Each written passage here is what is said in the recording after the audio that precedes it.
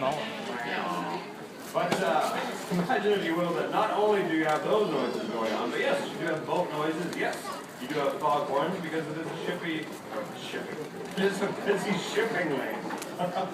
And so yeah, it's a very noisy area as well. And one of the things we've been able to identify working with these animals is that yes, they are very vocal, and yes, there are certain times of their development where the vocals are very important, where they're learning to vocalize, learning to understand each other's vocalizations.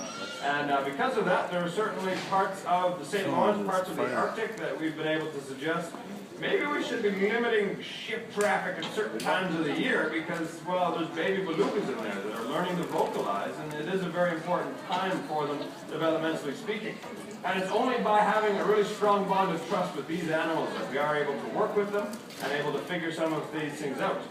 But to tell us a little bit more about what it's like to actually work with an 800-900 kilogram animal over on the island, ladies and gentlemen, the lovely Julie. Thanks, Alex, and he's absolutely right. It is a huge privilege and